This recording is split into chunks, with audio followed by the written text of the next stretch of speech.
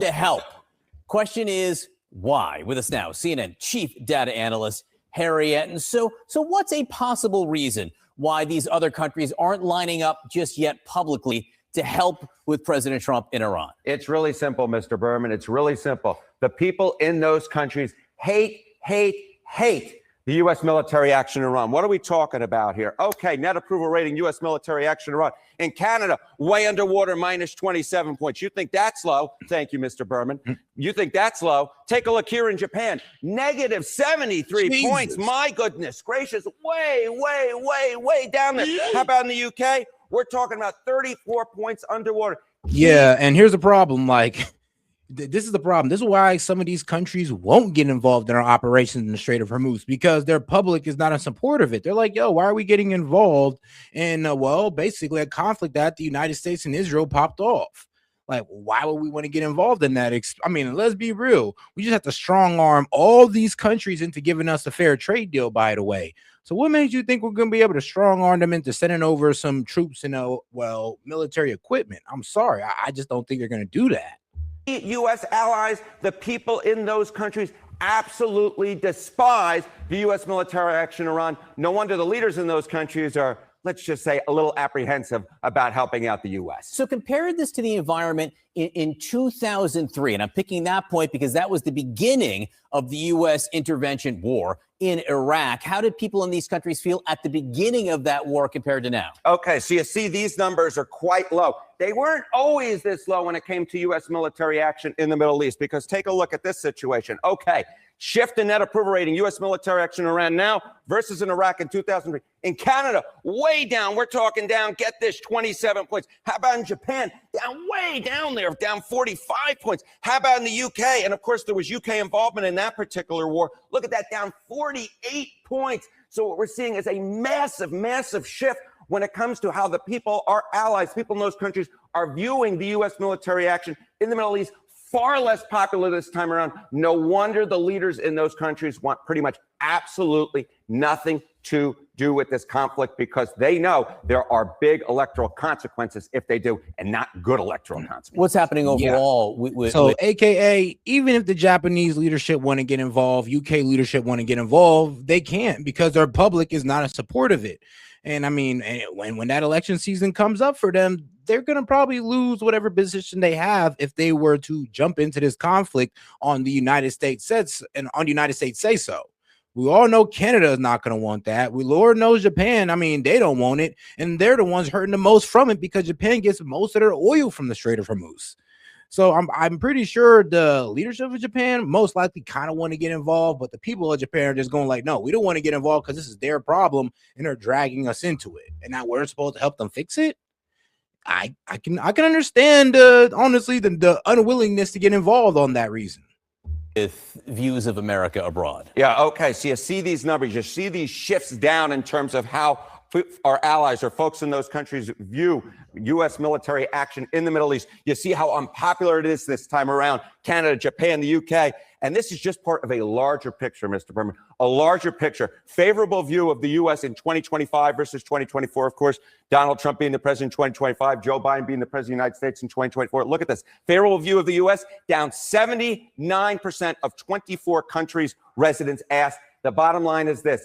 The folks overseas are far less likely to view the U.S. favorably, and those chickens, they're coming home to roost in this situation, as there's very little support abroad for the U.S. military action in Iran. And they have to worry about politics at home, these leaders do. Harry Etten, thank you very much. Thank you.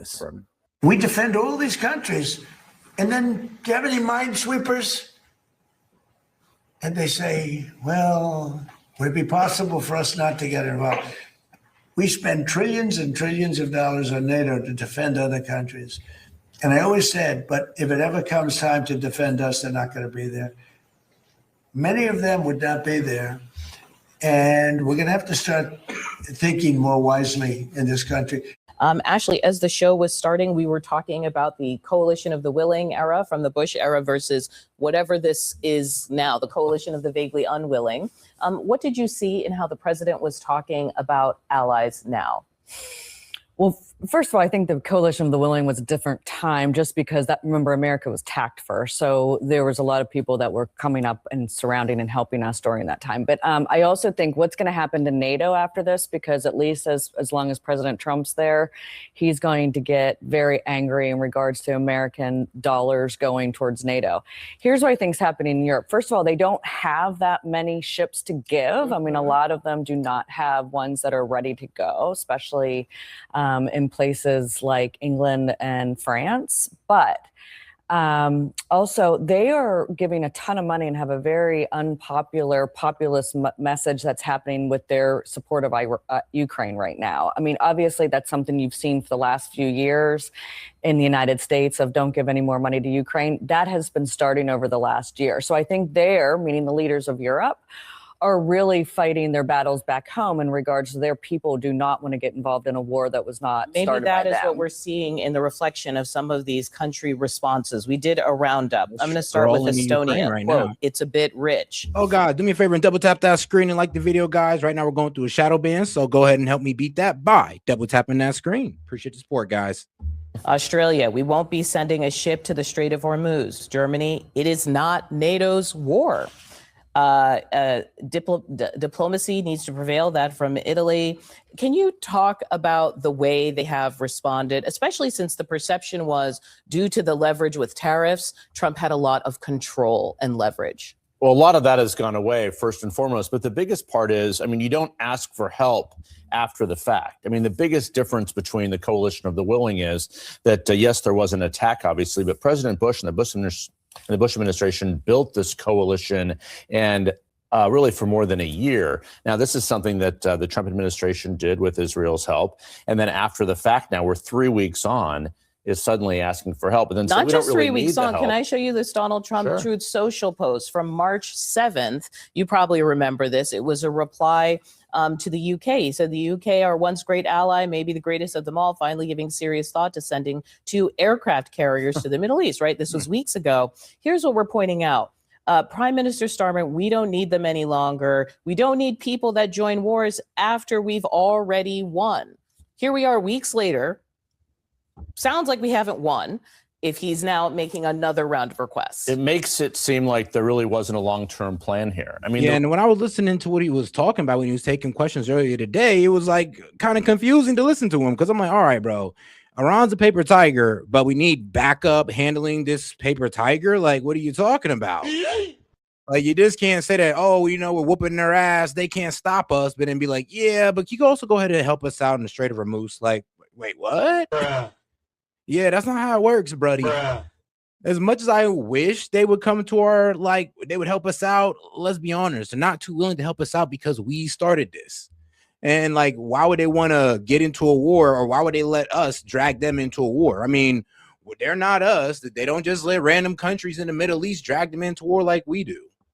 reality is, again, asking for the allies' help after saying things like that makes it very, very difficult. So, look, the bottom line is the White House and the president have said there's going to be a list of allies who are helping. That will be a pretty short list. I'm not sure who would be on it. But to Ashley's point, there aren't just a ton of extra ships sitting around. And, it's more than just air power. Not that I'm like who can help. Right. Yeah. Well, but he's asking, right? Yeah, so obviously there's a need, and that There's we're definitely trying. a need. Yeah, without a we're doubt. trying to understand. Does the Board of Peace have a Navy? Because I saw him with the Board of Peace not that long ago with all of these nations sitting at the building of Over peace. Gaza, yeah. Oh, yeah. And so those were supposedly our friends. Do any of them have a Navy? I know you may be a Navy expert. I am not. But I will tell you that this war is not popular. And what's happening right now is not popular. And I think that that's why you feel the tension at the White House tightening, because the American people are